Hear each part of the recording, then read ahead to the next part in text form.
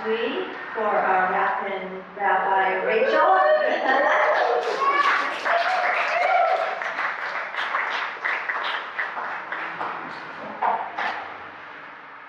Are we ready? I don't know. My topic this week, it's so good. It's like, when Ref Bev emailed this to me, I was like, oh no, this could not have been better chosen.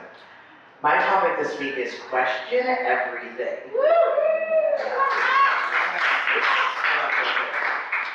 And this is probably the most Jewish thing in the entire world. Literally, when I was talking to my dad last night, I told him this was my topic for today, and he was like, oh, that is so Jewish. I'm like, it is so Jewish. Because a lot of people don't realize there's no dogma in Judaism. There is no black or white, there is no hell, you know what I mean? There is no, if you do this, you're eternally damned. It's kind of like, well, your soul's going to be off the beaten path for a little, and we're going to help get you back because we're all love and light. Like, there is none of this darkness and dogma, and this is the way it is, right? The whole point of Judaism is to question everything. I can't think of any other religion or even culture on the planet that has books that are literally just people arguing and questioning the books that we were given to follow. I mean, literally, that's what the Talmud is. The Talmud is a book of rabbis all questioning what it is we've been given, being like, well, I don't know, did God really mean that? Did God really mean this? I think he meant this. I think God meant this. It meant this. She meant this. I don't know. Let's interpret that just a little bit differently. That's how it sounds in my head. I don't know all the rabbis. But that's still ongoing. I mean, if you get a group of rabbis in the room together, that's what we do. We literally argue the entire time. But I think there's a reason for that. We are meant to question everything. I don't know about you, but I have to question myself on the reg. Like, if I believed every thought that came through my head, oh, this would not be a good thing. We have to question it all. And then, part of the other thing about Judaism I've kind of talked about before, we have the Torah, right? That's the only text we have, the 5 books of Moses, the Old Testament. And that's, again, all our other books, the Talmud, the Mishnah, all these other things are commentary on that. But the main one is the Torah. And in Judaism, we read the Torah every year. We have a start date, we have an end date, there's a different portion each week, and we've been doing this for as long as I think Judaism existed, since we received the Torah Mount Sinai. And I think the reason for this is in hopes that history doesn't repeat itself, and that we are meant to question it. Because every time you read it, whatever it is that's going on in the world around us, it's so applicable, and it calls us to look deeper. So of course I had to look up what the Torah portion for this week was, right, to see if I could question it myself. And it's Mishpatim, the portion where God gives us our mitzvot. So mitzvah, in Hebrew, means commandment. And what that is it's a set of commandments, some things you should do, some things you should not do, that basically are there to help uplift your soul. They're there to take you to this place of enlightenment. In Judaism, we have something called tikkun olam, which literally means that each of us was put here to heal the world, to take our soul up to a higher level, to reach this new level of consciousness, or whatever it is you want to call it, right? That we were put here to do that. And every time you do a mitzvah, your soul kind of just clicks up a rank. And this is everything from, how we're supposed to eat, the way we're supposed to let the land rest, inviting people into your home, that we're supposed to honor Shabbat and keep it holy, that we're supposed to visit the sick before Halloween. All these things that we've been basically told, okay, I need you to do this. And then all the Jews go, well, but did you really mean it that way? I think you meant it this way. But you know what? That's okay. Because if we're questioning it and adhering to it, it's still happening, right? There's something to be learned from whatever it is that we're reading over and over and over again every week. There's a reason we're being called to mitzvot. And then I would be remiss if, before I get into that, side note, you guys remember the talk I gave last time? I always post those on social media. It wouldn't let me post the last one. I just had to reference that real quick. But I gave a talk here not too long ago about anti-Semitism, right? I'm sure everybody kind of remembers that. One of the congregants even wrote in to the Hawaii Tribune Herald saying that they were more aware of it. Thank you. I can't remember right now who that was, but I appreciated it very much. And then I'm sure everyone heard about the terrorist attack at the synagogue in Texas just 2 weeks ago. That was my cousin's synagogue. So as that was happening, before it was on the news or anything, I got a text message, Rabbi, 25 people being held hostage, pray, there's a jihadist terrorist inside, shouting about Israel, saying all this stuff that he's gonna kill everyone. And these are my cousins, they're watching this. So I'm getting the text and then the news picks it up and then it becomes news and whatever. And then I watch a few days later as the FBI gets up and it's like, well, we have no reason to believe that this was based in anti-Semitism. Did you just try and gaslight the Jewish people out of saying this wasn't anti-Semitic? Like, what? What? How, in any reality, can we say there was not an anti-Semitic attack? They said the guy chose the synagogue closest to the airport. He didn't choose the McDonald's closest to the airport. He didn't choose the hotel closest to the airport. He chose the synagogue closest to the airport. And we talk about DNA, and I think about generational trauma, and I think about the reality of gaslighting, which I feel like I could write the book in, and mind you, I am.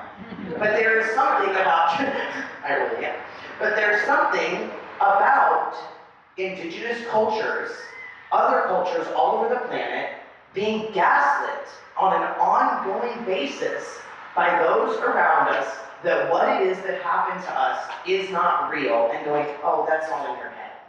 You guys, I lock the door to my office as soon as I go in. We have a gate on the front. We have an office space in downtown Hilo. And I came in last week, and I sat down at my desk, and this was after the Coffeyville attacks. And I was like, is that bird poop on my window, or did someone throw something at it? You know how much it sucks that I have to think that? Like, I have a Jewish star in the window, and that went through my head. I called a friend who was a police officer, sent him a photo, and was like, is this bird poop, or did someone throw something? Genuinely, we talked about it for like 20 minutes about the angle and everything. It became kind of like it was fun. But when I think about that, and I think about this is still happening, I just talked about this. This didn't go away, it got a little bit of attention, and then it's back to, oh, quiet, Jews. Get over it. This is all in your head. And yet we're out here worrying about things that in my mind don't really matter, and are getting all this attention and all this energy when there's stuff that really does. Connecting with our brother and sisters, remembering that we are all one. Rising up and saying, at what point do we remember that we have the power in whatever way that is? I'm not going to sit here and be gaslit the way my ancestors were, my ancestors before them, and everybody else's ancestors who's been through any sort of trauma. At what point do we go, no, we understand history. We have to question what's going on around us. My ancestors made it to here so that I could be a female rabbi. That's still not even like a thing all over. There's a lot of people everywhere that don't recognize me as a rabbi. But they didn't go through all of this and question everything to get us to this point.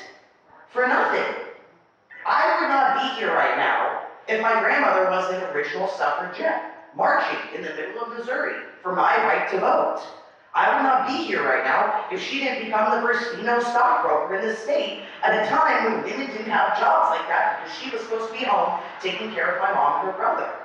I would not be here right now if other people during the Holocaust didn't go, you know what, maybe it's not cool to put people in gas chambers. We should hide them and help them escape. Yeah. Genuinely, I think about that. I went through a Holocaust museum as I was home on the mainland for Hanukkah, and I had to leave. I had a visceral reaction in my body. You talked about wanting to cut your hair after your mother died and it being a Native American thing. I don't know if it was past life, I don't know if it was ancestral pain, But seeing those photos, seeing the way that Hitler rose to power, that he bribed young Nazis with Volkswagens and free food, and I think about all the kids today who would be like, yeah, you're going to give me free McDonald's? Cool. Do whatever I need to do. That's scary. There's something to that. We have to question this reality of whatever it is that's here right now, that's holding us down and trying to clearly gaslight us. And let me back up. The term gaslighting, it gets used a lot, but I don't know that everybody knows what it means. It originates from a movie where this husband and wife couple, she notices that every night the lights flicker outside their apartment building. He's turning the lights down. And he goes, oh, no, it's just all in your head. And it's this small manipulation of him constantly making her doubt her own reality that she succumbs to, right? It's a form of emotional manipulation. It's a form of emotional abuse. Yet this happens on a global, very large scale to minorities and oppressed people on a daily basis. And we don't choose to see that for whatever reason. We don't question that. It's concerning to me to think that my ancestors were taken to camps and burned alive because their neighbor across the street genuinely thought they were doing something to better the German people. If you listen to the Nuremberg trials or you read about Holocaust history, there was such xenophobia, I think is the term, for Germany and the country and the people, and they were doing what was right. It came from a place of love. It came from wanting to protect one another. I don't necessarily think they were bad people. Obviously, they were clearly bad people because they were murdering people by the thousands, but I think they were manipulated. I think they were gaslit. I think that when you gaslight on a global level and you manipulate on a global level, or even if you start at a micro level and end up at a macro level, those manipulations add up. I'm not commenting on anything in particular. I want to make that very, very clear. But I am saying I was given question everything this week. I was called to be a rabbi because of that. I know I've talked here about the story of the rock leading me to become a rabbi and sitting down and meditating. That place where I became a rabbi, where I held that rock, was a place where it was dark times for Jews. A group of Jews committed suicide at the top of Masalah because they would rather die than be enslaved and not be able to practice their culture and beliefs. And I remember holding that rock and something bigger than me being like, Rachel, you have to be a rabbi because you have to be a safe place for all to come. The world isn't always a safe place, but you can hold space for that safety. And to me, that starts with questioning. Question everything. Question your own thoughts. Question what you read. Question what I'm saying to you. What I'm saying is not dogma. Please, take this apart, break it down, and come and ask me. Genuinely, question everything. And someone who tells you not to question, or something that tells you not to question, that should be the, okay, why shouldn't I question that? Why would you not want me to use my voice? Why would you not want me to question what is? The divine wants us to ask questions. Are you kidding? Oh my gosh, all the time. What are you doing to me? Well, I'm trying to make you listen. Okay, good answer.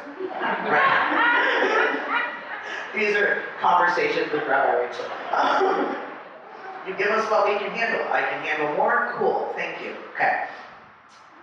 But in reality, I stand here before you on the shoulders of my ancestors who asked questions. Who even when Moses came back, they were like, we don't know if that makes sense. But that's a good thing. We need that. Complacency kills consciousness in my mind. That just came through.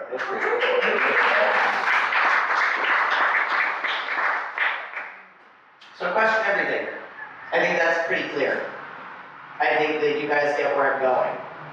And I want to see more support of not just the Jewish people, but people in whole who need support and are questioning. I want to see us, rather than looking at our brothers and sisters and being angry with them, come to a place where we can have a discussion and understand that there is no right or wrong. There is working and not working. If something doesn't work, we can assess that. If something works, cool, keep doing it. Maybe you can find a way to improve it. But when we get stuck in this place of us versus them and right versus wrong, I would rather be happy than right. Right. So question everything, and if you'd love to have a question and answer session with the rabbi, you can come. Half the time I won't answer. I'll just ask you a question back. Because that's how it needs to go. I mean, literally, pick up the Talmud, pick up the Jewish text. It is nothing but questions. And that's one of our most sacred texts that's been studied for thousands and thousands of years. Most of the Jewish texts, other than the Torah, are literally questions about the Torah. Because if we come as a people, as a whole, as a collective, as a being of consciousness and this oneness that we are on this earth right now, if we come from the place of dogma, we shut down the divine. If we come from a place of knowing, we leave no room for growth, no room for that unknowing. And to me, that's the knowing, is that you don't know. So, I guess they call me Rabbi Rachel. I'm really proud of this one. She does, I liked it. I'm really proud of this one. Okay. Question everything. Nothing is real. Everything you think, everything you feel. I was put here to help us heal, to expose the truth that does conceal. Tikkun olam, the world we heal. With the divine, we made a deal. We were told not to lie, cheat, or steal. We were told to help steer the wheel. There's so much to question. It's time for reflection. With introspection is where we find connection. The divine is the one who needs our attention, and that is the one we'd be failing to mention. Worried more about our pension rather than working to change the tension. We're being called to enter a new dimension, to question reality, change our perception. How much have we changed since the resurrection? We're being summoned to a redirection to overcome our fear of rejection. As I sit and meditate, when there's no time with too much on my plate, I am so aware of all we can create, of what's happening around us, the very deep state. That we're being called to rise up. It is never too late. We are the ones who choose our fate. We are the ones who choose the rate. We are the ones who choose to take the bait. We are the ones who choose love over hate. We are the ones to clear the slate. We are the ones to open the gate. We are the ones who can choose to be great, to be the change, the divine as our mate. We are the ones, so we need not wait. We know it's here this time of year. The whales jump, we see them clear, reminding us to choose love over fear. The divine summons us to shift up a gear, to let it go, leave the past in the rear, to listen deeply and truly hear. We are the ones, the new earth we steer, being called to level up a tier. There are no accidents, coincidences aren't mere. The divine is with us, always near. Now is the time, we don't have another year. We must be the mystics, sages, and seers, and you have been chosen. You are worthy, my dear. I feel like this topic was chosen for me, because I'm here to awaken and to help us be free. To know the meaning of true sovereignty, we start with I am, we say he may me. Sometimes we can't seem to see clearly that you are here for a reason, not by accident merely. The divine chose you and loves you dearly. This is our revolution. We're being called to evolution. We are the solution to all the pollution. There is no substitution to see through this illusion, beyond chaos and confusion, this massive intrusion. It is all delusion. There is so much unproven, yet we're forced into seclusion. As they preach inclusion but practice exclusion, gaslight us out of rightful retribution. Our moral fabric has a massive contusion, calling us in for a love transfusion. Question it all, there is no absolution. Now is the time to form our own conclusion. always supported, never alone. When we know we are it, we find our way home. Through chaos and terror, we can wander and roam, constantly being called to put down our phones. Signs are everywhere, we are being shown. There's no getting out, the cover's been blown. You are spirit in a body on loan. It is up to you if you grumble or groan, whine and complain, beg and moan, or sing and dance. You choose the tone. When you connect to the one, your powers you hone, because you are the one, and this you can own. Just like the phoenix, you will rise and have flown. You are so powerful and must make this known. Connect to the ocean, the sky, and the stones. Something is happening. I feel it deep in my bones. We always progress, but how much have we grown? What comes next is truly unknown. But I know we created, we have the throne. Question everything. Mahalo. Shalom.